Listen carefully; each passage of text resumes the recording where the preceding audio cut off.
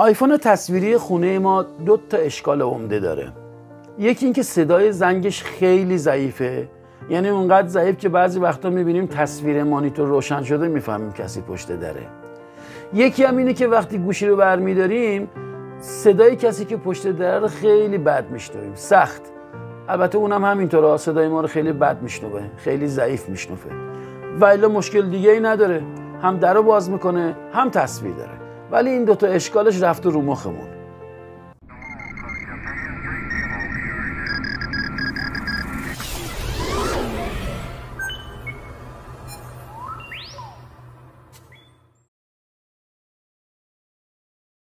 عرض سلام و ارادت خدمت همه دوستان و همکاران گرامی. قسمت شد امروز یه گوشی برای تعمیر اومده که دو تا ایراد داره. ایراد اول ضعف صدای زنگ، خیلی صدا ضعیفه، بعضی مواقع اصلا قطع کلا. ایراد دوم اینه که صدای کسی که پشت دره بالا درست نمیاد. همینطور برعکس، کسی که از بالا صحبت میکنه صداش به پشت پنل درست نمیرسه. این دو تا ایراد هر کدوم یه ایراد مجزای، روش رفعش هم با هم فرق میکنه. به همین خاطر ایراد اولی که بحث ضعف زنگ گوشی رو تو این ویدیو براتون میگیرم، برای اینکه زمان ویدیو هم زیاد نشه تو قسمت بعدی به ایراد بعدش میپردازیم که ضعف صدای میکروفون و بلندگوه.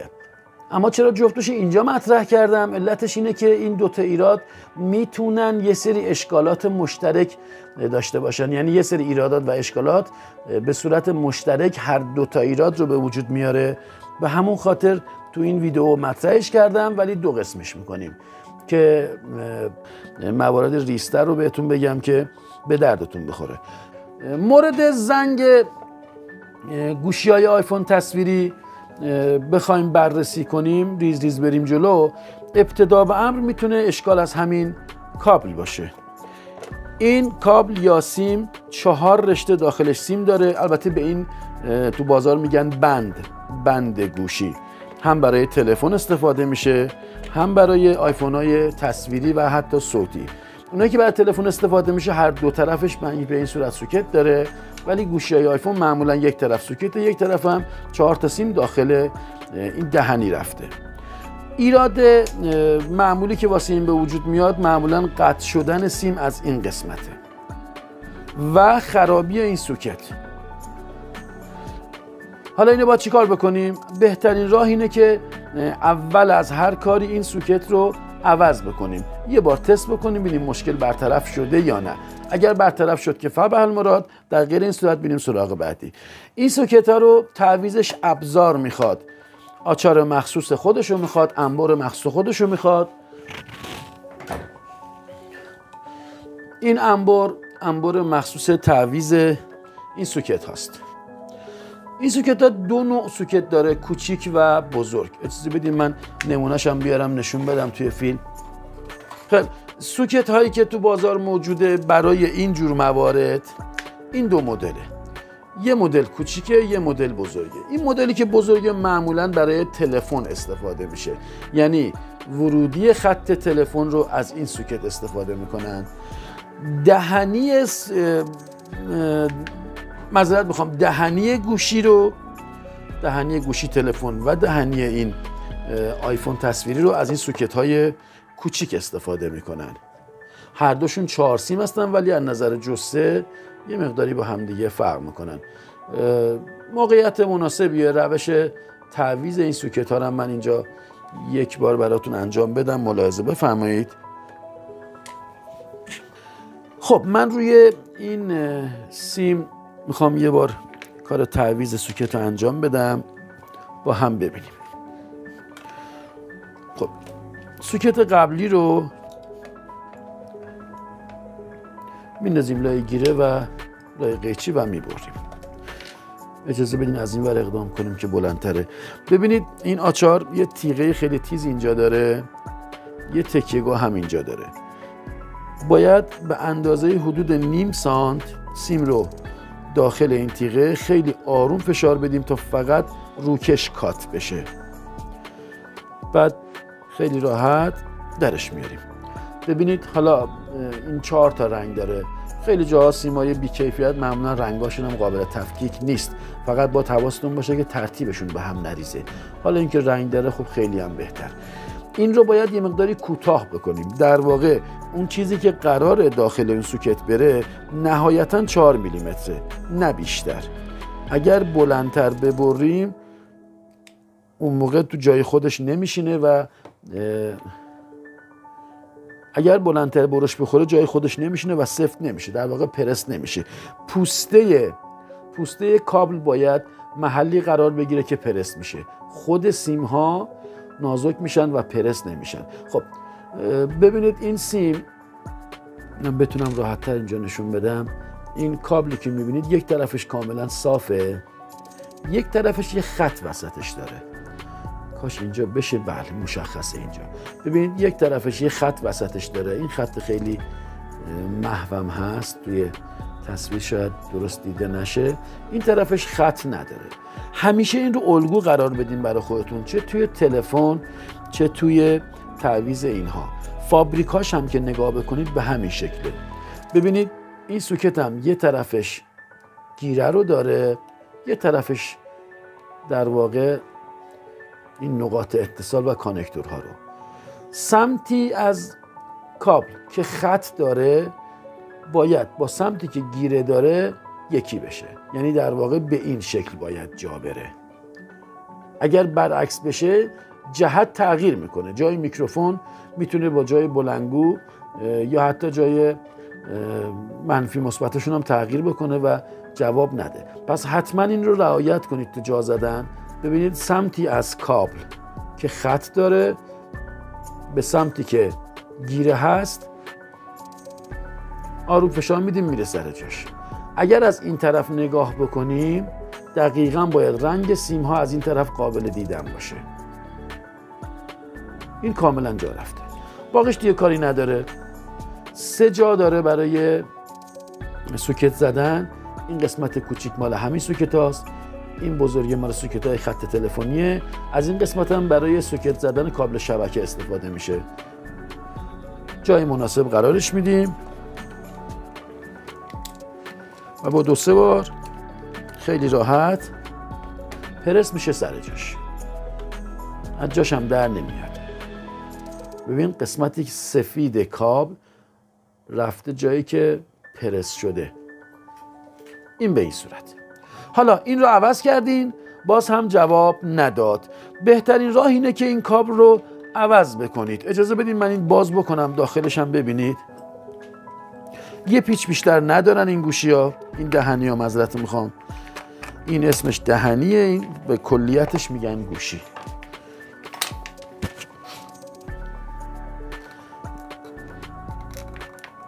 با یه فازموت کوچولو میتونید اهرم بکنید و اینو باز کنید. موقع باز کردنم به این سمت باشه که متعلقات بیرون نریزه. خب ملاحظه میکنید تجهیزات داخلش یه بلندگو و یه میکروفون خازنی. یه بلندگوی کوچیک 8 اوم داره، یه میکروفون خازنی. ببینید این بندایی که شما میخرین 2 تا سیم کوتاه دارن، 2 تا سیم بلند. سیمای کوتاه برای میکروفون، سیمهای بلند هم برای در واقع بلندگو استفاده میشه.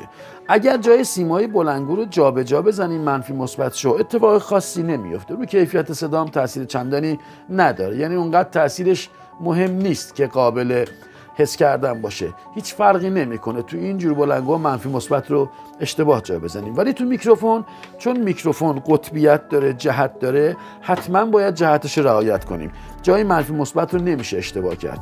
برای در آوردن این میکروفون معمولا این قسمت روی میکروفون یا چسب حرارتی میریزن یا یه خمیر مخصوص میریزن که از این طرف هم از جاش تکون نخوره، هم در واقع از نظر فیزیکی از داخل جدا بشه که تداخل صوتی بین بلندگو و میکروفون پیش نیاد و سوت نکشه. این چسب رو باز با یه وسیله تیز میتونیم از جاش در بیاریم تا میکروفون خارج بشه. خب من کامل جدا میکنم تجهیزات رو از جای خودش. این بلندگو، اینم میکروفون. روش تست میکروفون رو عرضم خدمت شریفتون، به خود میکروفون رو نمیشه تست کرد. یعنی ما بیایم بگیم با اوهمتر میخوایم میکروفون رو تست بکنیم، یه همچین چیزی وجود نداره. این یه خازن خیلی با ظرفیت پایینه و حتی با دستگاهی که خازن سنج هم هستن نمیشه این رو تست کرد. فقط روی کار باید ببینین جواب میده، صداش مناسب هست یا نه. خب اگر اینجا رو ملاحظه کنید، باز من دستامو بگیرم که زوم بکنه روی میکروفون، ببینید سیم مشکی سیم بدن است. اگر نگاه کنید دو تیکه از برد، دو تیکه ترک به بدنه وصل شده. سیم مشکی نگاه کنید، این قسمت که سیم قرمز هست مثبت میکروفونه که به جا وصل نیست. اگر اوهمتر بزنین محل اتصال سیم مشکی با بدنه اتصال کوتاست، به خاطر اینکه پارازیت هم گرفته بشه بدنه رو منفی میکنه. این میکروفون رو باید رعایت کنید جهت نصبش رو، حتما به همین شکلی که هست دوباره لحیم بشه سر جاش. اگر اشتباه لحیم کنید یه صدای پارازیت خیلی بدی تو صدا میفته که نشان دهنده اشتباه لحیم شدن این سیمه. اما این بلنگو 8 اوهمه. اگر این محافظ رو بردارم متاسفانه باز زیرش هم نمیشه خوند. این بلنگو 8 اوهمن. روش تستشون هم خیلی راحته، توسط اوهمتر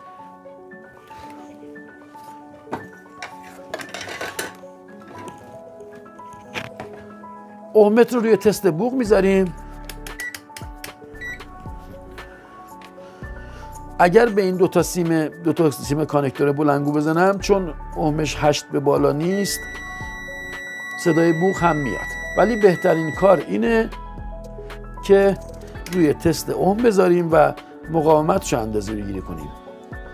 خب ببینید چیزی که نشون میده 7 و 3 دهم، 7 و 2 دهم، حدود 8، در واقع 8 اوم هستن. خب از نظر الکتریکی سالمه، ولی میتونه از نظر مکانیکی سالم نباشه. یعنی چی؟ یعنی در واقع این پرده گیر کرده باشه، سیم پیچ داخلش سوخته باشه، به بدنه اتصال کرده باشه، شما مقاومتشو میگیرین درسته ولی درست کار نکنه. بهترین راه برای تست این بلنگو استفاده از یه جریان محدود در حدود مثلا 1-2 ولت.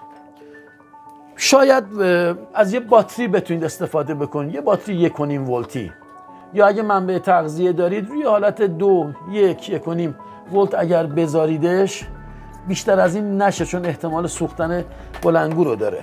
من اگر با همین مقدار 1 ولت 2 ولت اگر به این دوتا کانکتور بلنگوی جریان بدم، نمیدونم قابل شنیدن است صداش یا نه، بذار بیارم نزدیکتر.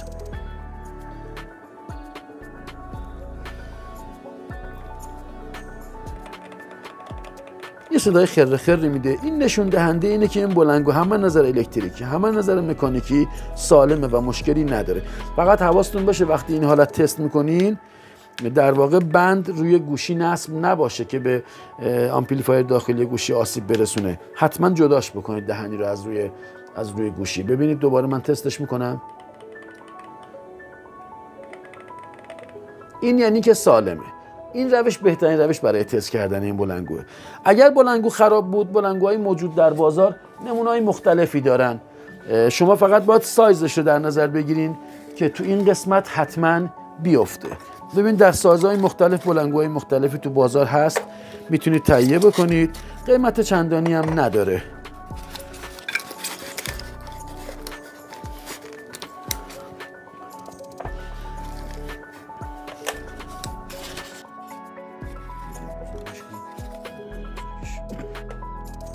انواع بلنگوها هست، میتونید از هر کدوم نمونه‌های مختلف تهیه بکنید، تو اینجور موارد ازشون استفاده کنید. همشون هم حدوداً نیم وات به ما توان میدن. نیم وات هم برای انجام این کار کاملا کفایت میکنه. خب من بلنگوها رو جمع بکنم دوباره.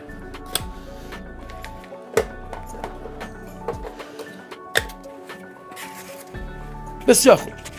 روش تست بلنگو رو با هم دیدیم به چه شکله. میکروفونم عرض کردم الان وقت تستش نیست، باید روی کار تست بشه. ولی من هر گوشی که برام میاد برای تعمیر اگر مشکل صوتی داشته باشه حتما این میکروفون رو بلا استثناء عوض میکنم.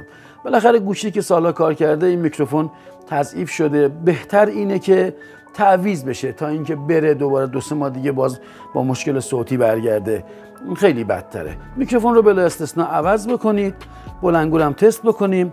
خب حالا ما انجام دادیم، میکروفون رو عوض کردیم، بلندگو هم تست کردیم سالمه، بندش هم تست کردیم کاملا سالم، هیچ مشکلی نداره. من روش تست بندم نگفتم، ببینید اینجا تو این قسمت اگر ملاحظه کنید 4 تا کانکتور داره با رنگ برنجی مشخصه، ریزه. اگر دارید پراپ خیلی ریز با پراپ ریز، اگر نه سر همین پراپ معمولی یه مقدار سیم میتونید ببندید، دونه به دونه با سیم های این طرف چک بکنید. برای اینکه وقتی ویدیو گرفته نشه من این کار نمی کنم، باید دونه دونه با اتصالشون برقرار باشه.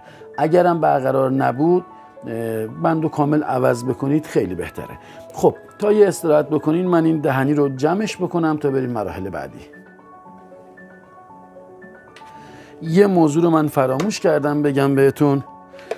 ببینید بعدی که میکروفون رو عوض کردیم و انداختیم جاش، حتما باید این میکروفون با چسب حرارتی یا امثال اون حتما باید پر بشه روش، که اگه این کار نکنیم احتمال سوت کشیدن بلندگو هست.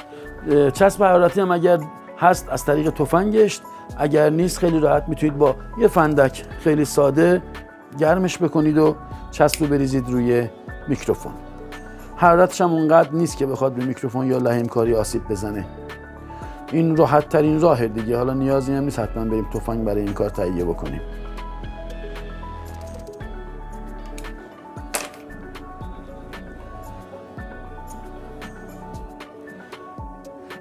اونقدر چسب بریزید روش که کاملا مسدود بشه. بسیار خوب، اینم از این. من ادامه کارم انجام بدم بعد در خدمتتون هستیم. من این دهنی رو جمعش کردم، درست شد، گذاشتم سر جاش. حالا ما میکروفون و بلندگو رو تست کردیم، هرچی لازم بود عوض کردیم، بند رو یا تعمیر کردیم یا عوض کردیم، مشکل همچنان پابرجاست و رفع نشده. جای دیگه که باید تست بشه حتما، ببینید این قسمتیه که ما دهنی رو میذاریم، یه شاسی اینجا قرار داره. حالا بازش میکنم، میبینید این زیر یه شاسی قرار داره، یه شاسی مکانیکی. 2 نوع هم بیشتر ندارن، باز کردم بهتون نشون میدم. همین شاسی بر اثر کارکرد در طول زمان، چون یه قطعه مکانیکیه و کنتاکت داره، میتونه اون کنتاکت ها کثیف شده باشه یا خورده شده باشه یا خراب شده باشه و همین موضوع باعث قطع و وصل صدا باشه. تستش هم خیلی راحته. وقتی آیفون روشنه شما این دهنی رو میگیرید پشت روی گوشتون و خیلی ریز و آروم این رو حرکت میدید. اگر صدای خرخر اومد یا یه لحظه صدا قطع شد و وصل شد، مشخصا ایراد از اینه که باید تعمیر یا تعویض بشه. خب اجازه بدیم من گوشی رو باز کنم، ادامه مراحل رو بریم داخل گوشی.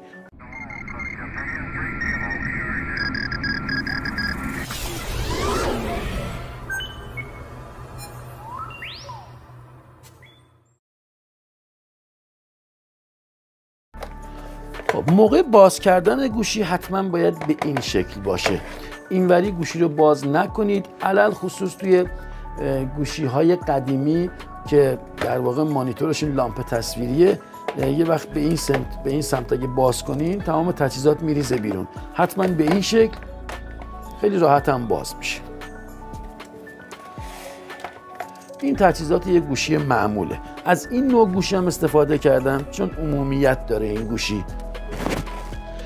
خب این تجهیزات داخلیه یه گوشی آیفون معمولیه.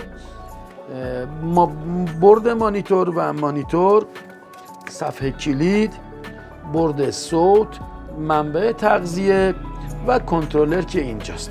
این هم که دهنشه. چیز دیگه ای هم آیفون ها ندارن. حالا از هر نمونه از هر نوع باشه از همین قسمت ها تشکیل شدن. این یکی رو هم ببینید، مانیتور، صفحه کلید و برد صوت که کنترلرش هم روی خودشه. یه منبع تغذیه هم اینجا داشته که الان نیست. چیز دیگه ای هم ندارن، معمولا همین شکلی هستن. خب ما فعلا با برد و تصویرش کاری نداریم، الان بحث صدای زنگ رو داریم پیگیری میکنیم. ببینید اون شاسی که گفتم اینه، کاملا مشخص. زیر این زبونه، اگه زبونه رو در بیاریم، من اجازه بدین دارم از این نمونه بهتون نشون بدم. ببینید اینه، این برد SMDه، این برد دیپه. راحت قطعه عوض کردن داخل این روی این برد خیلی راحت‌تر نسبت به این برد SMDه. ببینید این به صورت یه شاسی عمل میکنه. در واقع 2 تا کار رو بیشتر انجام نمیده. تعداد پایه‌هاش هم هر چقدر بیشتر یا کمتر 2 تا کار رو انجام میده. یک کار اینه که در واقع این بلندگوی داخل این رو وقتی گوشی رو میذاریم، دهنی رو میذاریم، این بلندگو رو مرتبط میکنه با آمپلیفایر صوتی که قرار صدای زنگ رو پخش کنه. یعنی زمانی که ما این گوش دهنی رو میذاریم سر جاش و این فشرده میشه، بلندگو وصل میشه به خروجی آمپلیفایری که زنگ رو قراره صداش رو در بیاره و وقتی برش میداریم این بلندگو رو وصل میکنه به آمپلیفایری که صدا رو از جلوی پنل میاره بالا و ما میشنویم.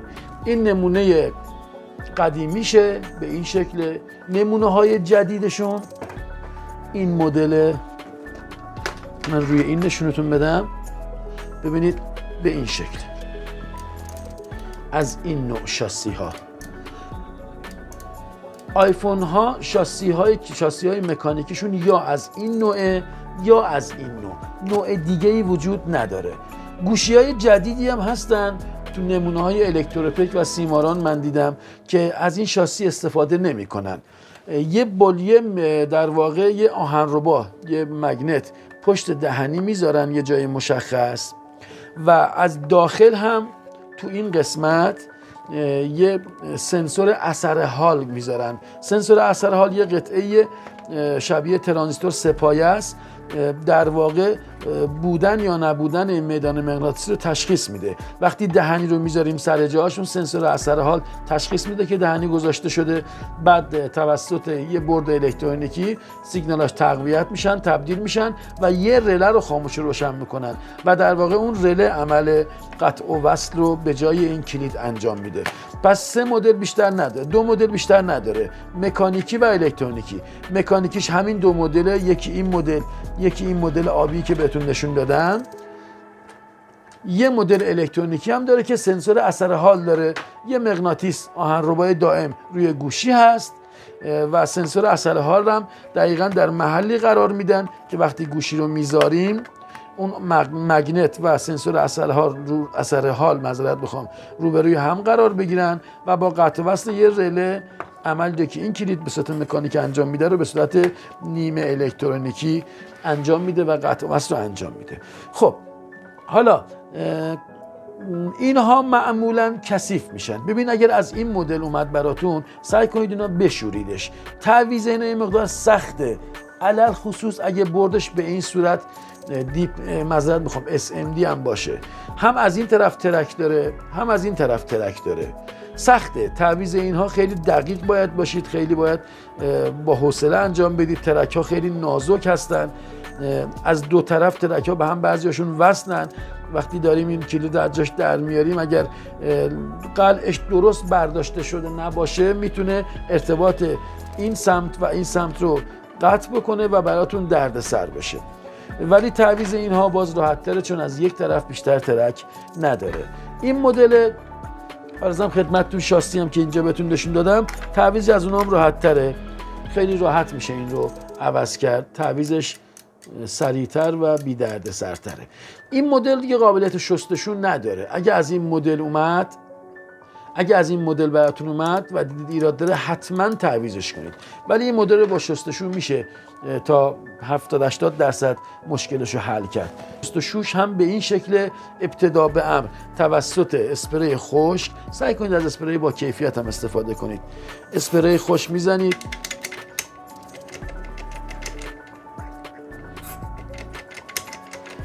بعد اگر باد هست میتونید با باد خشکش کنید، با باد اگر نیست صبر کنید تا خودش خشک بشه الکلش بپره. من حالا باد هست خدا رو شکر. بعد از اینکه خشک شد با اسپری چرب خیلی کم به صورت 1-2 قطره نه بیشتر داخلش میزنیم و چند بار حرکتش میدیم. این در واقع روغنکاری میکنه کنتاکت ها رو که اسپری خشک شستشو کرد، خشک شد و با این دوباره چربش میکنیم که عملکرد بهتری داشته باشه. حالا اگر این رو هم تست کردیم یا عوض کردیم باز هم مشکل حل نشد، میریم مرحله بعدی دیگه، میریم تو بحث قطعات الکترونیکیش. ببینید اگر این بورد رو من نزدیکتر نشونتون بدم، رو همینم کاملا مشخصه. 2 تا آیسی اینجا داریم، آیسی 8 پایه. این آیسی هم هست. این آیسی تایمره، باش کاری نداریم فعلا تو این مرحله. این 2 تا آیسی رو که میبینید، یکیشون آیسی اسیلاتوره، یعنی اون صدای زنگ رو ایجاد میکنه. یکیش هم آیسی تقویت کننده است. اگر شما صدای زنگ رو خیلی ضعیف، چه جلوی در وقتی شاسی رو فشار میدین صدای زنگ رو ضعیف داشته باشین یا روی دهنی داشته باشید، مطمئناً اسیلاتور سالمه. مشکل در بخش آمپلیفایره. اسیلاتور رو معمولاً ایراد نمیکنه مگر مطمئن بشیم که دیگه اسیلاتور به هیچ عنوان فرکانس نمیده بخوایم عوضش بکنیم. شماره این اسیلاتور هم 2 مدل بیشتر نیست تا جایی که من میدونم و روش اگر نگاه بکنید میتونید تهیه بکنید در روش. بحث آمپلیفایرش فقط همین یه شماره رو استفاده میکنن، یه آیسی آمپلیفایر LM386. آیسی آمپلیفایر LM386 خیلی معروف و خیلی پرکاربرده. در جاهایی که به اندازه نیم وات نهایتا صدا مورد نیازه از این آیسی استفاده میکنن. نیم وات هم صدای کمی نیست. شاید در زمینه این وات خیلی اشتباه بکنن در زمینه وات صوتی. ببینید شما تلویزیون خونه‌تون اگر در حدود مثلا 40 یا 50 اینچ باشه، صداشو تا آخر باز کنید آزاردهنده است، ولی اون صدا بین 7 تا 10 وات بیشتر نیست. بس نیم وات هم صدای خیلی خوب و زیادیه. صدای زنگ این گوشی‌های آیفون نهایتا نیم واتن و بیشتر نیستن. این آمپلیفایر صوتی هم کوچولویی به نام LM386 هم که اینجاست، اگر برید توی اینترنت سرچ کنید پین اوتشو، پایه‌هاشو بهتون نشون میده، حتی مداراتش هم خیلی ساده و مشخصه تو اینترنت بتونید پیدا بکنید.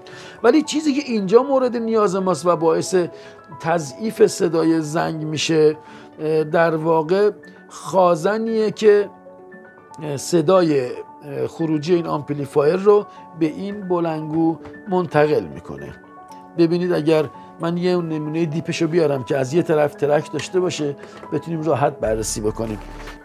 اینجا رو ملاحظه بکنید، ببینید این پایه های این سوئیچه. عرض کردم این سوئیچ در واقع این بلندگوی موجود روی این رو متصل میکنه به خروجی این آمپلیفایر و خروجی آمپلیفایر صوتی که صدای مخاطب رو میاره بالا. فعلا کار بحثمون روی این آمپلیفایره. LM386 پایه خروجیش حتی اگه ندونیم چی هم مهم نیست. ببینید اینجا رو ملاحظه میکنید، این 4 تا سیم 2 تاش منفیه، 2 تا دیگه‌اش یکی مال بلندگوه، یکی مال میکروفونه. حالا از کجا میتونیم متوجه بشیم کدوم بلند کدوم میکروفون؟ هم میتونیم از این طرف دونه دونه تست بکنیم، با اهمیت بیایم جلو. یه روش دیگه‌اش اینجاست که من میدونم به شما میگم. ببینید محل اتصالش دقیقاً اینجاست. این 4 تایی که اینجاست 1 2 3 4، 2 تای کناری منفی ان، این 2 تای بغلی یکی برای بلندگوه یکی برای میکروفون. خب 2 تا از این سیما منفی ان، این 2 تا، این یه دونه و این یه دونه رو باش کار داریم. این که به اومده پایین مال میکروفونه، ولی که به این شکل دارم میکشم روش صدایی که به بلندگو میره.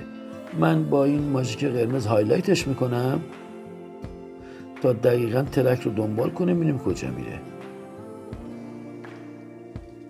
این مسیر میاد تا، دقت بکنید شاید ترک تو فیلم مشخص نباشه، دقیقاً میرسه به این پایه دوم سلکتور، از پایین به پایه دوم. خب یعنی چی؟ یعنی زمانی که من شاسی رو فشار میدم، این ترکی که الان کشیدیم متصل میشه به پایه پایین. درست؟ پایه پایین خروجی آمپلیفایر صدای زنگ، این پایه هم که الان ترکش کشیدیم از بلنگو میاد. زمانی که زنگ میخوره، این ما دهنجو در واقع گذاشتیم روی گوشی دیگه، یعنی این شاسی فشرده شده.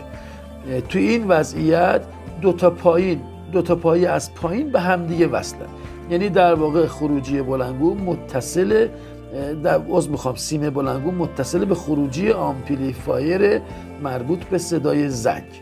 خب حالا این ترک رو هم من هایلایت میکنم ببینیم دقیقاً به کجا میره وصل میشه. باید برسه به خروجی آیسی LM386. خب این کجاست؟ هنوز با آیسی نرسیدیم. این کجاست؟ اجازه بدین اون ورشو ببینیم. بله، یه خازن داره. دقیقاً خازن کوبلینگ خروجی آیسیه که خروجی صدا توسط این خازن مستقیم وصل میشه به بلنگو. 99% موارد، اینو بهتون بگم، در 99% موارد ضعف صدای زنگ مربوط به خرابی همین خازنه. همین خازن وقتی خراب میشه صدا زنگ قطع میشه، میتونه ضعیف بشه و خرابی همینه که اگه تعویضش بکنیم حتما در 90% موارد مشکل رفع میشه. ظرفیتش هم بین 10 تا 47 میکرو با ولتاژ 25 ولت به بالاست. من فکر میکنم یه 47 میکرو بهش بندازیم بهتره، ظرفیت بالاتر صدای بهتری رو میده. یه اشکال دیگه غیر از این میتونه به وجود بیاد، اونم معمولا توی این گوشی ها ببینید شاسی دارن، بعضی گوشی ها ولوم دارن، بعضی گوشی ها مثل این کلید سلکتوری دارن. اینا که اینجوری سلکتوری دارن صدای زنگ رو تو دو وضعیت های و لو قرار میده، صدای ضعیف و صدای قوی. خرابی این کلید هم یکی از علل میتونه باشه که صدای زنگ رو ضعیف میکنه. این کلید رو هم حتما تست بکنید. اگر دیدین درست نمیشه با شستشو و اینا، خیلی راحت اتصال کوتاه بدین، پایه های دو تا کلید سلکتوری دو پایه‌اش هم اتصال بدین و لحیم کنید.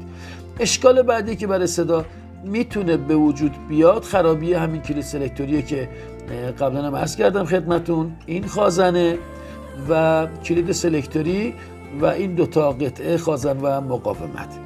مورد دیگه این نداره مگر خرابی این آیسی اسیلاتور که اینم خیلی بعیده خراب بشه، معمول نیست، شاید در 101 همچین اتفاقی بیفته، مگر خرابی خود آیسی آمپلیفایر در واقع LM386 این کلید و اون خازن میتونه ایجاد بشه و درست کردن و تعویض اینا مشکل رو حل میکنه.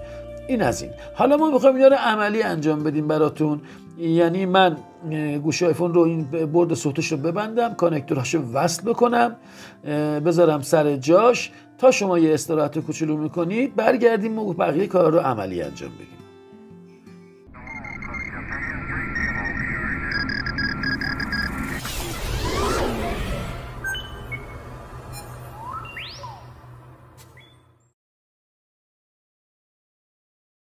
خب من کانکتورهای مربوط به برد صوت رو وصل کردم، ولی برد تصویر رو وصل نکردم. ببینیم برد تصویر اگر کاری باش نداریم، یعنی در واقع روی تصویر کار نمی کنیم، فقط بحث صوته، سعی کنید این سوکت رو در بیایید از جاش. برق و تصویر توسط این سوکت منتقل میشه، این قیمتش بالاست، به 1001 دلیل میشه اشتباه به وجود بیاد و این قطعه رو سوزوند. بهتره که جداش بکنیم تا یه وقت خدا نکرده به اشتباه آسیب نبینه. کسایی که تعمیرکار هستن حتما این تجربه تلخ رو داشتن، جاهایی بوده که اشتباهات بالا به صورت سهوی باعث شده که خسارت زیادی رو بدن. بهتره که این احتیاط رو داشته باشیم. خب حالا این برد صوت وصله، ما میخوایم این رو تست بکنیم. چجوری باید تست بکنیم؟ حالا 2 تا روش هست، 3 تا روش. یه روش اینه که یه پنل تک‌وایدی 2 وایدی کامل داشته باشیم، بذاریم تستش بکنیم. یه راهش اینه که اینو ببریم جایی که باید نصب بشه اونجا نصب بکنیم که خب منطقی نیست هی بریم و بیایم. یه راه دیگهش استفاده از تستره. البته منو ببخشید، تستری که من دارم داستان کوزه‌گر و کوزه شکسته است. این تستریه که من باهاش کار میکنم. یه برد صوت جلو پنل داره، یه دوربین داره، یه شاسی برای زنگ داره. عرضم خدمت شریف دیگه مقداری اگر شلخته است باید ببخشید. این در واقع این تسترهایی که من درست میکنم واسه همکارام، این طرفش هم بسته است، خیلی شیک و مرتبه. دوربین یه جای اومده بیرون، 2 تا LED روش هست، قرمز و سبز. LED سبز وقتی روشن میشه یعنی مدار روشن شده. LED قرمز هم مال دربازکن، وقتی شاسی دربازکن فشار میدیم LED قرمز روشن میشه، مطمئن میشیم که سیستم دربازکن کار میکنه. اگه این به این شکل شلخته است باید ببخشید، عرض کردم داستان کوزه‌گر و کوزه شکسته است. حالا مال من یه مقدار این شکلیه دیگه، باید ببخشید. اما این تستر چیکار میکنه؟ این تستر گوشی آیفونه. همه جور گوشی آیفون به غیر از تکنما رو میشه با این تست کرد، فقط باید کابل هاش رو تعویض بکنیم. حالا این کابل مال اینجور گوشی هاست، عرضم خدمت شریف، این گوشی های 4 سیمه. اگر 5 سیم بود باز دوباره کابلشو باید داشته باشید. اگر تابا بود بازم کابلشو باید داشته باشید. اگه الکتروپیک بود که معمولا سوکتی نیستن، به صورت مستقیم سیم وصل میشه، جای پیچ داره، باید از سوکتاش استفاده کنید. البته اینم بگم من این تستر رو با اون تعداد کابلای مورد نیازش حدوداً، حالا نمیخوام بحث تبلیغم باشه، درست میکنم، به همکارام میدم. حالا کسی از دوستان خواست کامنت بده تا من بهشون بگم قیمتش چقدر میشه. این تستر هم به یه شکلی تغییرات درش ایجاد دادیم که نیاز به منبع تغذیه نداره. یعنی در واقع این سوکتی که ما گوشی وصل میکنیم، تغذیه خود گوشی این تستر رو روشن میکنه و کارمون را میندازه. خب من این تستر رو وصل میکنم به محل مورد نظر. برق هم نیاز داره دوستان. تاکید میکنم حتما از تابلوی تست استفاده بکنید. تابلوی تست در واقع برقیه که با یه لامپ 100 یا یه لامپ 200 سری شده که اگر یه وقت اتصالی به وجود اومد یا مدار اتصال شدیدی داشت، باعث سوختگی و آسیب دیدگی مدار نشه. برق این پنل رو هم، این گوشی رو هم وصل کردم. ببینید دوستان، این لامپ، این برق از تابلو تست اومده. یعنی چی؟ یعنی با یه لامپ 100 وات یا 200 وات سری شده.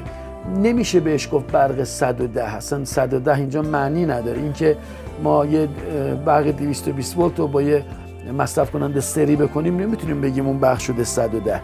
در واقع سری شده است که اگه یه وقتی همچین موردی اتصالی به وجود اومد بین این 2 تا قطعه، هیچی آسیب نبینه، فقط لامپ روشن میشه. اگر مدارمون هم اتصال کوتاه داشت، حالا منبع تغذیه‌اش یا هر قسمتش، با اتصال کوتاهی که به وجود میاد اون لامپ روشن میشه، دیگه آسیب بیشتری به مدار وارد نمیشه. لطفاً کاری هم نداره ساختش، فقط یه لامپ را باید با این جریان در واقع سر راه فازش قرار بدیم، سریش بکنیم، به همین راحتی، چیز خاص دیگه ای هم نداره. خب من برقش هم وصل کردم. از کجا بفهمیم برق وصل شده یا نه؟ روی گوشی این قسمت باید این LED روشن بشه. اگه روشن نشه یعنی وصل نشده.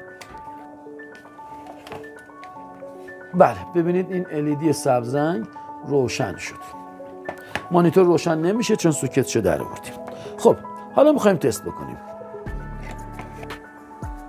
خب دوستان، ابتدا به امر این رو من تستش بکنم ببینم وضعیت صداش چجوریه. میبینید صدا خیلی ضعیفه. یه بار دیگه. البته باید شاسی رو هم حتما فشار داده باشیم یا در جریان باشیم. خب صداش ضعیفه. اولین کاری که میکنیم همین خازنیه که اینجا عرض کردم خدمتتون. بهترین کار اینه که مطمئن بشیم این خازن خرابه یا سالم، بعد اقدام به تعویضش بکنیم. اتصال کوتاه کردن پایه های این خازنه. پایه هاش رو پیدا بکنید، اشتباه نشه. با یه پنس خیلی راحت میتونید اتصال کوتاه رو انجام بدید. من اینم بذارم جلوی دستم که بتونم در موقع نیاز شاسی رو فشار بدم.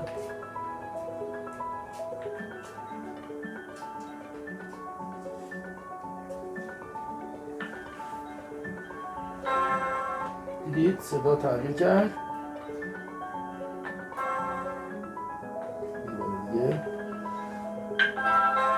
میبینید صدا صدا کاملا تغییر میکنه. پس این خازن خرابه و باید تعویض بشه. خب اجازه بدید من این خازن رو در بیارم از جاش. برای در آوردنش هم حتما مدار رو خاموش بکنید.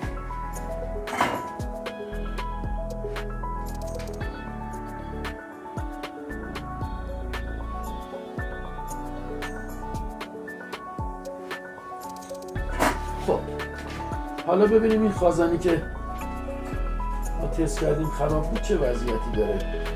اتصال میدم که جریان داخلش نباشه. با این وسیله تست میکنم. این تستر خیلی خوبیه. من مدل T7 شو دارم. بیشتر پارامترهای مورد نیاز رو به همون میده. ببینیم چی میگه. بله کاملا مشخصه. ببینید ESR 28 اوم. این نشون دهنده خرابی این خازنه. حالا اجازه بدین یه خازن جدید بیارم. قبلش اینو تست بکنیم بعد ببریمش روی برد.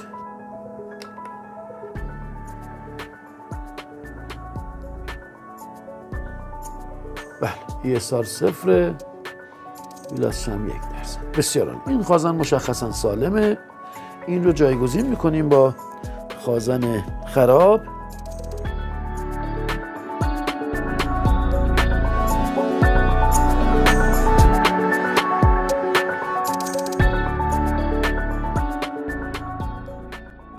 حالا تست میکنیم ببینیم درست شد یا نه. من روشنش بکنم. بله ملاحظه میکنید صدای زنگ مشکلش حل شد. کاملا واضح. خب اینم از این مشخص شد. ایراد دیگه هم که میتونست به وجود بیاد اینم که عرض کردیم. خازن رو عوض کردیم. بحث دیگه روی این آیسی اسیلاتوره که اگر این خراب شد کلا دیگه به هیچ عنوان صدا نخواهیم داشت. نمونه هایی از آیفون ها هم هستن که برای صدای زنگ یه بلندگوی مجزا میذارن. ببینید اینجا جاش هم هست. حالا نذاشتن. ببینید معمولا که نه. یه سری از گوشی آیفون هستن یه بلندگوی مجزا برای در واقع صدای زنگ دارن که کار پیچیده‌ای هم نیست. در واقع با فشار دادن این شاسی، این سلکتور، خروجی بلندگویی که اینجاست وصل میشه به خروجی این آمپلیفایر صوتی. خب دوستان این تا اینجا بخش اول در مورد اشکالی که توی صدای زنگ به وجود اومده. موارد رو گفتم. خرابی این کلید سلکتوری، خرابی کلید های و لو و تو بعضی گوشی ها ولوم داره و خرابی ولوم هم تاثیرگذاره. اصل مطلب به بیشترین خرابی مربوط به همین خازن کوبلینگه. مورد بعدی خود آیسی. مورد دیگه ای فعلا نداره.